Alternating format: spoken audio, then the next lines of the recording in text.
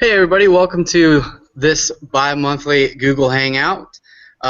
Today we're going to talk about lessons that have been learned and lessons that have been learned from Bud Grant and some great stories of the man himself. I'm joined here with Fran Tarkinen as well as Harry the Hat, Harry Curbo down there in the corner. My name is Ed Fox. So let's go ahead and get into this. Let's start off by learning about Bud Grant himself and the coach.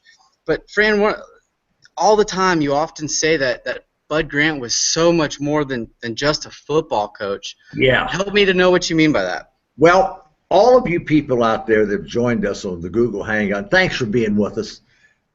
It's about leadership. Whether you have one employee or you got one partner or two partners or five partners, leadership means how do you get people to work together? How do you get them to perform? And Bud Grant is just turned 88 years old, and he's doing great. And he's the most unique leader I've ever known. I've had great experience with Sam Walton, the founder of Walmart, and he's unique, and someday we'll talk about him, and Bernie Marcus, the founder of Home Depot. Bud Grant's in the Hall of Fame of coaching. NFL coach for a number of years. He took our teams to 4 Super Bowls, and 4 out of the first 11 Super Bowls. Before that, he won Grey Cup championships in Canada. He was a great college football player, basketball player, and what people don't know that he also played for the NBA Minneapolis Lakers, which are the LA Lakers, and they won a championship. He was a professional baseball player. He played football for the Philadelphia Eagles, and then he went to Canada, became a coach when he's 28 years old in Edmonton, and he's just been a leader all of his life. And he did things different. Now, let me go back. Student at the University of Minnesota, never graduated. He had no time for a classroom, no time for classes, but he was the most influential person in my life ever. I learned more from him about leadership, about performance, about coaching, about managing, about getting things done than from anybody. And what's great about him as a coach, he never yelled at anybody. He never mocked anybody. He never treated anybody with disrespect. I remember we had a linebacker who had really long hair. And this linebacker came from Oakland, the rogue Oakland Raiders, and good player. We're at training camp in Mankato, Minnesota, and Bud had some rules. And he used to go up at the training camp and say, we've got a few rules. We're not going to have a lot of rules, but, I'm not sure my rules are any better than your rules, but I'm the coach, and they want me to set the rules, and one of the rules I like is to look like a team. I don't like anybody to stand out. So I want your socks to be not above mid-calf. We don't want you to wear, black shoes, not white shoes. Some teams back in that era were wearing white shoes, black shoes. And we want your hair to be, not below your neckline here. We don't want it. So whenever my hair got real long, which it did, he'd just come up at the training camp, and he'd at lunch or dinner at the training camp and flick my hair, and I knew I better go get a haircut. But this one guy that we got from Oakland, he just wasn't going to buy into that. So Bud brought him into his office one day at training camp, and he said, Ralph, he said, you really are a good player. You really play well for us here, but, we've got these rules, and I'm not sure, that it makes sense to you or not, but we have to have some uniformity. We have to be a team, and we have to, abide by just a few rules, and one of them is the hair, and I understand you like to wear your hair long. And if you do, I understand that. But if you're going to play on our team, we have to cut our hair back to that length. But I understand if you don't want to do that. If you don't want to do that, I'll, put you on waivers, and you can, hook up with some other team. Didn't yell at him, didn't threaten him, didn't scream at him. And that's kind of the way he did. We had guys who wanted to paint their shoes of white. Or they come out with white shoes, and said, I want white shoes. And Bud said, you can have white shoes, but I'm going to put the black shoe polish on them to make sure we all were uniform. It was kind of what he did, Billy the Kid, and wow. He treated all of us with respect. I was his star quarterback. Alan Page was his great defensive lineman, and Jim Marshall and Carl. He was the Purple People Eaters. We had a lot of great players because we won a lot of games. He didn't treat the 40th player, the bench swarmer, any different than he treated me and Alan Page and the Purple People Eaters. Treated us all with respect. But he was the leader. When he spoke, we listened. And every time he spoke, he made sense. So remember that leader. You treat everybody with respect. You make sure that if you have rules, that you have a reason for the rules, and you can talk about what the rules are. And he did that. But I know, Billy the Kid, you've had some people through Facebook and other media ask questions about things that Bud did. So remind me what the questions are. Yeah, we actually got some great ones, Fran, and I actually personally haven't heard most of these stories, so I'm very excited. Actually, one of them was why don't you tell them about the Charlie West punt return for a touchdown?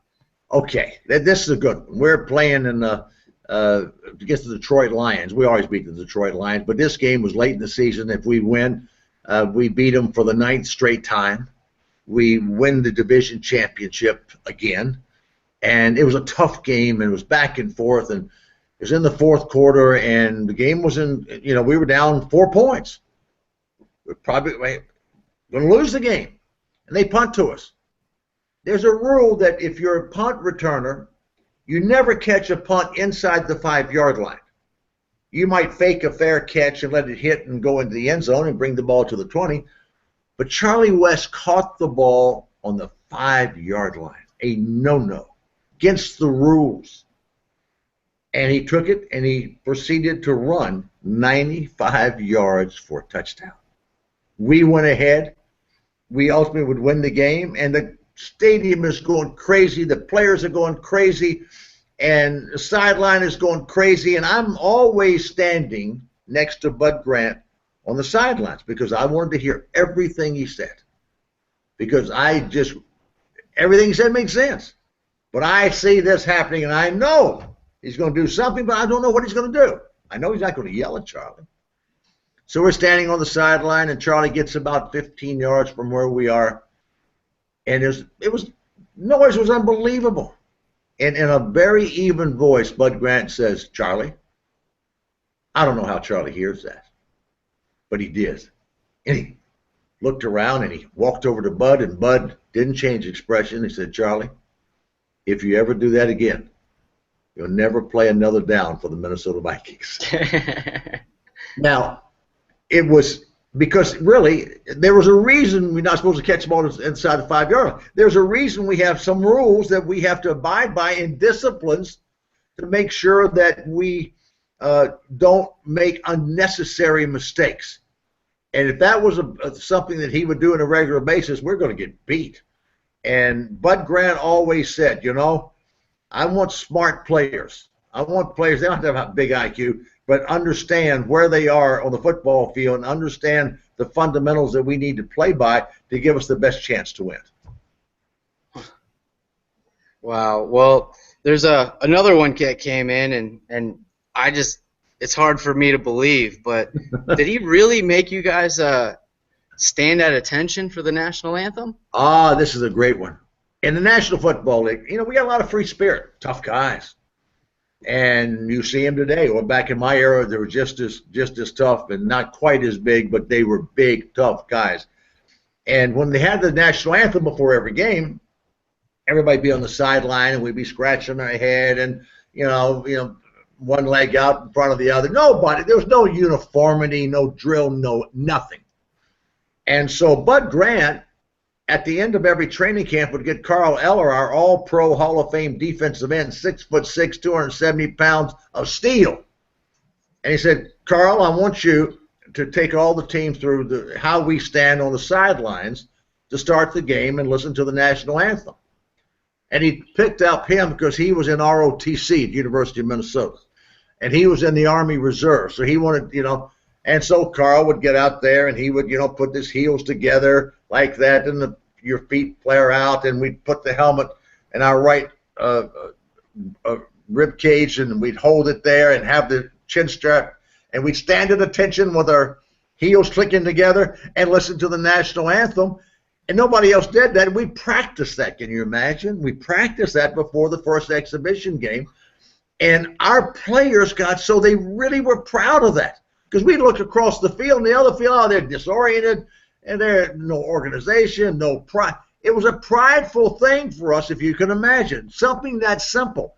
Set the stage for a mindset that we had that differentiated us from our opponents. We felt more disciplined, more organized, more in control. There was a reason for doing this. And everything he did had a reason. And it all came to team. Teams win, individuals don't. In your business, teams win, individuals don't. And he wanted to make sure that we had the mindset, the mental discipline to do things right. And it wasn't important that we stood for the national. Well, patriotically it is to me and was to him, but it was more than that. It was the matter of the team showing respect for our flag, for respect for the national anthem, that we did this together, all of us. And that's what he always, went about, and those type of things. Billy the Kid, can I tell the story about my dog? Yeah, absolutely. I'm sure we'd love to hear it. Well, I could tell you, people, hundreds of Bud Grant stories, and all of them have a theme. He's an outdoors guy. He loves to hunt. He loves to fish. He doesn't socialize with people. He doesn't go out to dinners and cocktail parties. Never did. I've never had dinner and a drink with Bud Grant. I've never had lunch with him. But I think about Bud Grant every day. And so anyway, I come in one Saturday morning before a game, and we bring our kids in, and they go out in the field and play touch football, and it's a very casual day and so forth, and so the rookies have to bring donuts in, and so I go into the coaches' room and have coffee with Bud Grant and the other coaches because I wanted to talk to Bud about my German Shepherd dog, Champ. I had German Shepherds back then. I still have German Shepherds. I love German Shepherds, and my German Shepherds run outside during the daytime, but they stay in the house. They come in. They can come and go, so they have to be housebroken. And all my Shepherds before that had no trouble. They're smart dogs. They're great dogs. I had no problem housebreaking them. But this one, who I named Champ, he was a beautiful Shepherd from Germany. He had the best manners, everything was, and I named him Champ because he was going to be my Super Bowl dog. I couldn't get him housebroken. He was always making a mistake here, making a mistake there. My wife was very aggravated about this, so I had to get some advice from the greatest dog trainer in the world, Bud Grant. So I set him down, and he's very quiet, and he looks at you with these piercing blue eyes, and I said, Bud, I need some help. He said, okay, what is it? I told him the story about my German Shepherd dog. I told him how I trained him and how I tried to housebreak him and what I did and so forth. And I said, nothing works. What do I do, Bud? He looked at me with those clear blue eyes. He said, shoot him. I said, shoot? I'm not shooting my dog. You do the breed a great favor if you did. Well, of course I didn't, but that was his logical expression, right? So now let's go out to a few years ago. We had our 50th anniversary team. The Vikings started in 1961, and so now it's 50 years later, and they had the 50 top Vikings, and the owners of and it was going to be in December. And they wanted me to come, and I didn't want to come because I don't go back very often. I'm off in the world of business and other things, and football. I have great memories, but it's not my life anymore. And it was around Christmas time, and I just I didn't want to go. So I don't talk on the phone with Bud. Bud doesn't talk on the phone. I probably hadn't talked to Bud Grant over the phone before I get this call 25 years at least. And my secretary's been with me about 25 years and never talked to Bud Grant on the phone. And so I'm in my office, and she's in the office next door, and she says to me, Bud Grant is on the phone. I said, Bud Grant's on the phone? Yep, he's on the phone. Well, I know why he's on the phone. Because he wants me to come to the 50th reunion.